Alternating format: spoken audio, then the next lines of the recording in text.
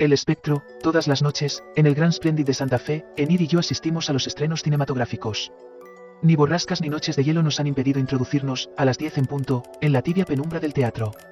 Allí, desde uno u otro palco, seguimos las historias del film con un mutismo y un interés tales, que podrían llamar sobre nosotros la atención, de ser otras las circunstancias en que actuamos, desde uno u otro palco, he dicho, pues su ubicación nos es indiferente. Y aunque la misma localidad llegue a faltarnos alguna noche, por estar el Splendid en pleno, nos instalamos, mudos y atentos siempre a la representación, en un palco cualquiera ya ocupado. No estorbamos, creo, o, por lo menos, de un modo sensible. Desde el fondo del palco, o entre la chica del antepecho y el novio adherido a su nuca, Enid y yo, aparte del mundo que nos rodea, somos todo ojos hacia la pantalla. Y si en verdad alguno, con escalofríos de inquietud cuyo origen no alcanza a comprender, vuelve a veces la cabeza para ver lo que no puede, o siente un soplo helado que no se explica en la cálida atmósfera, nuestra presencia de intrusos no es nunca notada, pues preciso es advertir ahora que Enid y yo estamos muertos. De todas las mujeres que conocí en el mundo vivo, ninguna produjo en mí el efecto que Enid. La impresión fue tan fuerte que la imagen y el recuerdo mismo de todas las mujeres se borró.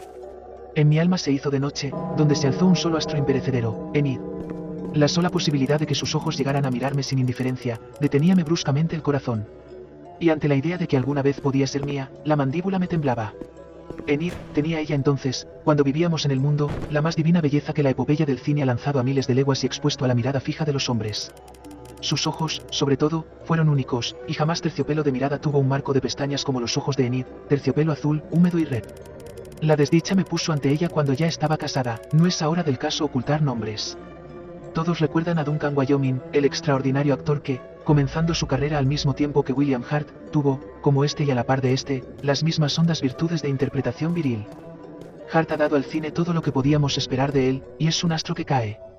De Wyoming, en cambio, no sabemos lo que podíamos haber visto, cuando apenas en el comienzo de su breve y fantástica carrera creó, como contraste con el empalagoso héroe actual, el tipo de varón rudo, áspero, feo, negligente y cuanto se quiera, pero hombre de la cabeza a los pies, por la sobriedad, el empuje y el carácter distintivos del sexo. Hart prosiguió actuando y ya lo hemos visto. Wyoming nos fue arrebatado en la flor de la edad, en instantes en que daba fin a dos tintas extraordinarias. Según informes de la empresa, el páramo y más allá de lo que se ve. Pero el encanto, la absorción de todos los sentimientos de un hombre, que ejerció sobre mi Enid, no tuvo sino una amargura. Wyoming, que era su marido, era también mi mejor amigo. Habíamos pasado 2 años sin vernos con Duncan, él, ocupado en sus trabajos de cine, y yo en los míos de literatura. Cuando volví a hallarlo en Hollywood, ya estaba casado. Aquí tienes a mi mujer, me dijo echándomela en los brazos, y a ella, apriétalo bien, porque no tendrás un amigo como Grant. Y bésalo, si quieres. No me besó, pero al contacto con su melena en mi cuello, sentí en el escalofrío de todos mis nervios que jamás podría yo ser un hermano para aquella mujer. Vivimos 2 meses juntos en el Canadá, y no es difícil comprender mi estado de alma respecto de Enid.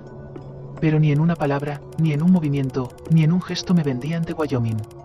Solo ella leía en mi mirada, por tranquila que fuera, cuán profundamente la deseaba. Amor, deseo. Una y otra cosa eran en mí gemelas, agudas y mezcladas, porque si la deseaba con todas las fuerzas de mi alma inqué. Duncan no lo veía. ¿Cómo podía verlo? A la entrada del invierno regresamos a Hollywood, y Wyoming cayó entonces con el ataque de gripe que debía costarle la vida. Dejaba a su viuda con fortuna y sin hijos. Pero no estaba tranquilo, por la soledad en que quedaba su mujer. No es la situación económica, me decía, sino el desamparo moral. Y en este infierno del cine, en el momento de morir, bajándonos a su mujer y a mí hasta la almohada, y con voz ya difícil, confíate a Grant, Enid. Mientras lo tengas a él, no temas nada. Y tú, viejo amigo, vela por ella. Sé su hermano, no prometas.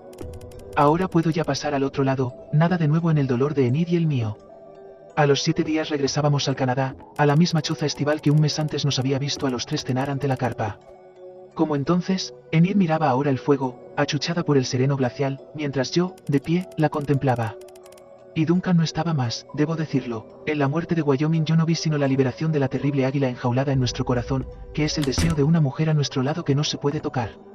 Yo había sido el mejor amigo de Wyoming, y mientras él vivió, el águila no deseó su sangre, se alimentó, la alimenté, con la mía propia.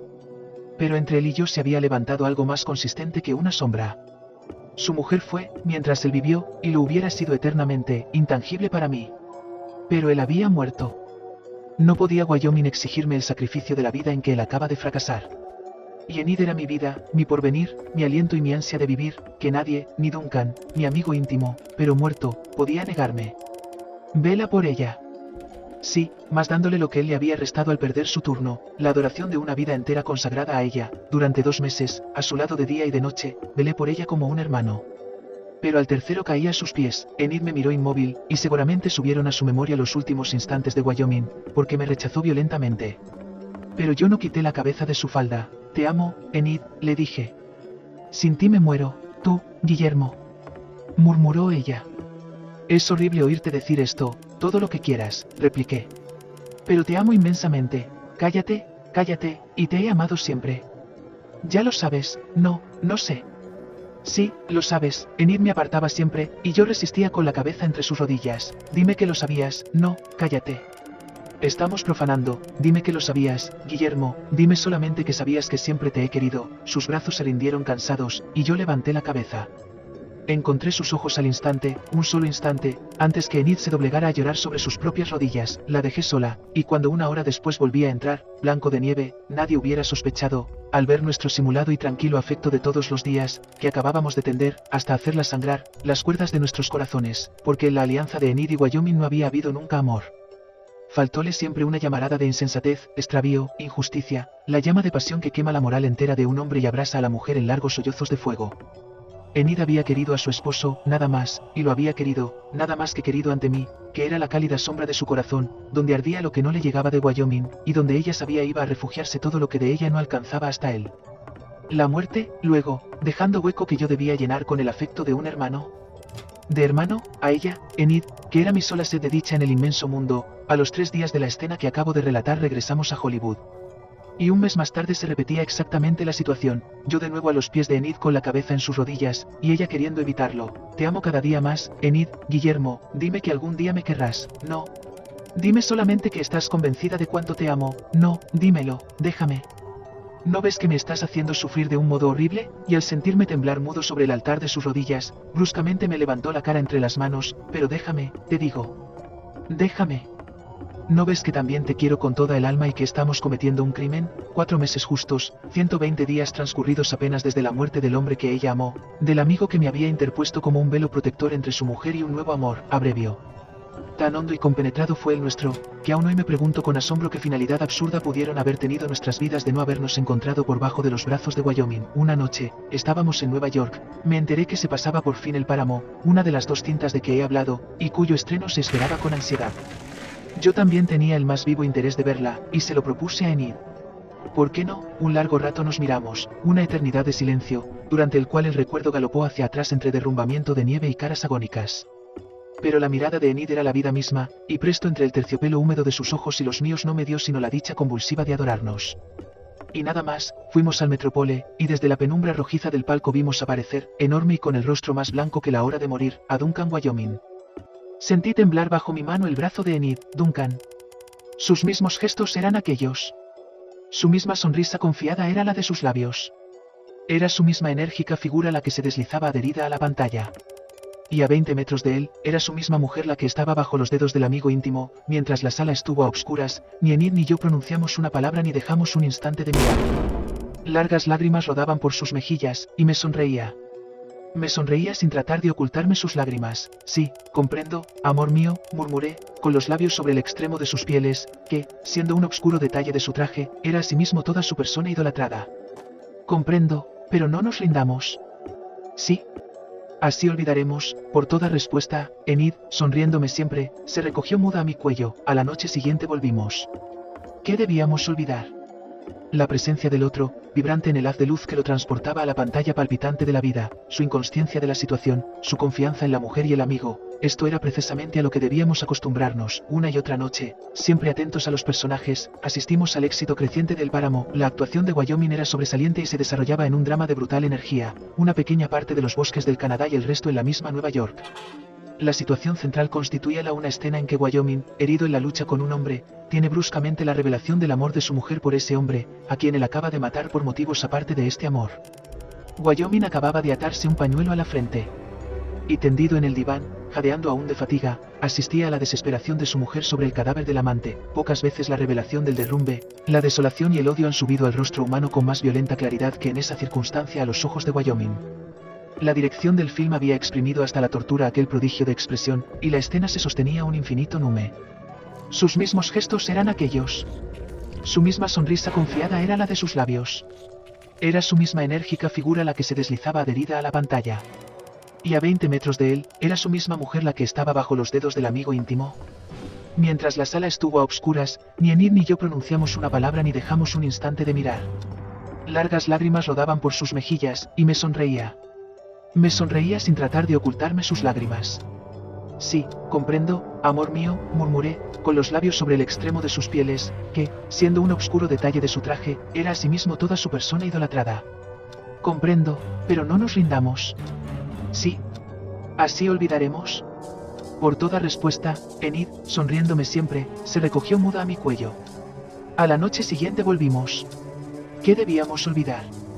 La presencia del otro, vibrante en el haz de luz que lo transportaba a la pantalla palpitante de la vida, su inconsciencia de la situación, su confianza en la mujer y el amigo, esto era precisamente a lo que debíamos acostumbrarnos. Una y otra noche, siempre atentos a los personajes, asistimos al éxito creciente de El Páramo. La actuación de Wyoming era sobresaliente y se desarrollaba en un drama de brutal energía, una pequeña parte de los bosques del Canadá y el resto en la misma Nueva York. La situación central constituía una escena en que Wyoming, herido en la lucha con un hombre, tiene bruscamente la revelación del amor de su mujer por ese hombre, a quien él acaba de matar por motivos aparte de este amor. Wyoming acababa de atarse un pañuelo a la frente. Y tendido en el diván, jadeando aún de fatiga, asistía a la desesperación de su mujer sobre el cadáver del amante. Pocas veces la revelación del derrumbe, la desolación y el odio han subido al rostro humano con más violenta claridad que en esa circunstancia a los ojos de Wyoming. La dirección del film había exprimido hasta la tortura aquel prodigio de expresión, y la escena se sostenía un infinito número de segundos, cuando uno solo bastaba para mostrar al rojo blanco la crisis de un corazón en aquel estado. Enid y yo, juntos e inmóviles en la oscuridad, admirábamos como nadie al muerto amigo, cuyas pestañas nos tocaban casi cuando Wyoming venía desde el fondo a llenar él solo la pantalla.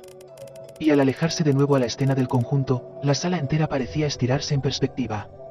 Y Enid y yo, con un ligero vértigo por este juego, sentíamos aún el roce de los cabellos de Duncan que habían llegado a rozarnos. ¿Por qué continuábamos yendo al Metropole? ¿Qué desviación de nuestras conciencias nos llevaba allá noche a noche a empapar en sangre nuestro amor inmaculado?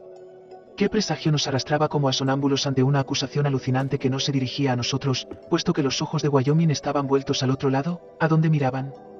No sé a dónde, a un palco cualquiera de nuestra izquierda. Pero una noche noté, lo sentí en la raíz de los cabellos, que los ojos se estaban volviendo hacia nosotros. Enid debió de notarlo también, porque sentí bajo mi mano la honda sacudida de sus hombros. Hay leyes naturales, principios físicos que nos enseñan cuán fría magia es esa de los espectros fotográficos danzando en la pantalla, remedando hasta en los más íntimos detalles una vida que se perdió. Esa alucinación en blanco y negro es solo la persistencia helada de un instante, el relieve inmutable de un segundo vital. Más fácil nos sería ver a nuestro lado a un muerto que deja la tumba para acompañarnos, que percibir el más leve cambio en el rostro lívido de un film. Perfectamente. Pero a despecho de las leyes y los principios, Wyoming nos estaba viendo. Si para la sala, El Páramo era una ficción novelesca, y Wyoming vivía solo por una ironía de la luz, si no era más que un frente eléctrico de láminas sin costados ni fondo, para nosotros, Wyoming, Enid y yo, la escena filmada vivía flagrante, pero no en la pantalla, sino en un palco, donde nuestro amor sin culpa se transformaba en monstruosa infidelidad ante el marido vivo. ¿Farsa del actor? ¿Odio fingido por Duncan ante aquel cuadro de El Páramo? No. Allí estaba la brutal revelación, la tierna esposa y el amigo íntimo en la sala de espectáculos, riéndose, con las cabezas juntas, de la confianza depositada en ellos, pero no nos reíamos, porque noche a noche, palco tras palco, la mirada se iba volviendo cada vez más a nosotros. Falta un poco aún, me decía yo, mañana será, pensaba Enid, mientras el Metropole ardía de luz, el mundo real de las leyes físicas se apoderaba de nosotros y respirábamos profundamente. Pero en la brusca cesación de luz, que como un golpe sentíamos dolorosamente en los nervios, el drama espectral nos cogía otra vez. A 1000 leguas de Nueva York, encajonado bajo tierra, estaba tendido sin ojos Duncan Wyoming. Mas su sorpresa ante el frenético olvido de Enid, su ira y su venganza estaban vivas allí, encendiendo el rastro químico de Wyoming, moviéndose en sus ojos vivos, que acababan, por fin, de fijarse en los nuestros. Enid ahogó un grito y se abrazó desesperadamente a mí. Guillermo, cállate, por favor, es que ahora acaba de bajar una pierna del diván. Sentí que la piel de la espalda se me erizaba, y miré, con lentitud de fiera y los ojos clavados sobre nosotros, Wyoming se incorporaba del diván. Enid y yo lo vimos levantarse, avanzar hacia nosotros desde el fondo de la escena, llegar al monstruoso primer plano. Un fulgor deslumbrante nos cegó, a tiempo que Enid lanzaba un grito. La cinta acababa de quemarse, más, en la sala iluminada las cabezas todas estaban vueltas hacia nosotros. Algunos se incorporaron en el asiento a ver lo que pasaba. La señora está enferma, parece una muerta, dijo alguno en la platea. Más muerto parece él, agregó otro. ¿Qué más? Nada, sino que en todo el día siguiente Enid y yo no nos vimos. Únicamente al mirarnos por primera vez de noche para dirigirnos al Metropole, Enid tenía ya en sus pupilas profundas la tiniebla del más allá, y yo tenía un revólver en el bolsillo. No sé si alguno en la sala reconoció en nosotros a los enfermos de la noche anterior. La luz se apagó, se encendió y tornó a apagarse, sin que lograra reposarse una sola idea normal en el cerebro de Guillermo Grant, y sin que los dedos crispados de este hombre abandonaran un instante el gatillo. Yo fui toda la vida dueño de mí. Lo fui hasta la noche anterior, cuando contra toda justicia un frío espectro que desempeñaba su función fotográfica de todos los días crió dedos estranguladores para dirigirse a un palco a terminar el film. Como en la noche anterior, nadie notaba en la pantalla algo anormal, y es evidente que Wyoming continuaba jadeante adherido al diván. Pero Enid entre mis brazos, tenía la cara vuelta a la luz, pronta para gritar. Cuando Wyoming se incorporó por fin, yo lo vi adelantarse, crecer, llegar al borde mismo de la pantalla, sin apartar la mirada de la mía. Lo vi desprenderse, venir hacia nosotros en el haz de luz, venir en el aire por sobre las cabezas de la platea, alzándose, llegar hasta nosotros con la cabeza vendada. Lo vi extender las zarpas de sus dedos, a tiempo que Enid lanzaba un horrible alarido, de esos en que con una cuerda vocal se ha rasgado la razón entera, e hice fuego. No puedo decir qué pasó en el primer instante. Pero en pos de los primeros momentos de confusión y de humo, me vi con el cuerpo colgado fuera del antepecho, muerto. Desde el instante en que Wyoming se había incorporado en el diván, dirigí el cañón del revólver a su cabeza. Lo recuerdo con toda nitidez. Y era yo quien había recibido la bala en la sien. Estoy completamente seguro de que quise dirigir el arma contra Duncan. Solamente que, creyendo apuntar al asesino, en realidad apuntaba contra mí mismo. Fue un error, una simple equivocación, nada más, pero que me costó la vida. 3 días después Enid quedaba a su vez desalojada de este mundo. Y aquí concluye nuestro idilio, pero no ha concluido aún. No son suficientes un tiro y un espectro para desvanecer un amor como el nuestro. Más allá de la muerte, de la vida y de sus rencores, Enid y yo nos hemos encontrado. Invisibles dentro del mundo vivo, Enid y yo estamos siempre juntos, esperando el anuncio de otro estreno cinematográfico. Hemos recorrido el mundo. Todo es posible esperar menos que el más leve incidente de un film pase inadvertido a nuestros ojos. No hemos vuelto a ver más el páramo. La actuación de Wyoming en él no puede ya depararnos sorpresas, fuera de las que tan dolorosamente pagamos. Ahora nuestra esperanza está puesta en más allá de lo que se ve. Desde hace 7 años la empresa filmadora anuncia su estreno y hace 7 años que Enid y yo esperamos. Duncan es su protagonista, pero no estaremos más en el palco, por lo menos en las condiciones en que fuimos vencidos. En las presentes circunstancias, Duncan puede cometer un error que nos permita entrar de nuevo en el mundo visible, del mismo modo que nuestras personas vivas, hace 7 años, le permitieron animar la helada lámina de su film. Enid y yo ocupamos ahora, en la niebla invisible de lo incorpóreo, el sitio privilegiado de acecho que fue toda la fuerza de Wyoming en el drama anterior. Si sus celos persisten todavía, si se equivoca al vernos y hace en la tumba el menor movimiento hacia afuera, nosotros nos aprovecharemos. La cortina que separa la vida de la muerte no se ha descorrido únicamente en su favor. Pero no seguiremos el camino hacia el sepulcro de Wyoming, iremos hacia la vida, entraremos en ella de nuevo. Y es el mundo cálido del que estamos expulsados, el amor tangible y vibrante de cada sentido humano, lo que nos espera entonces a Enid y a mí. Dentro de un mes o de un año, ella llegará. Solo nos inquieta la posibilidad de que más allá de lo que se ve se estrene bajo otro nombre, como es costumbre en esta ciudad. Para evitarlo, no perdemos un estreno. Noche a noche entramos a las 10 en punto en el Grand Splendid, donde nos instalamos en un palco vacío o ya ocupado, indiferentemente.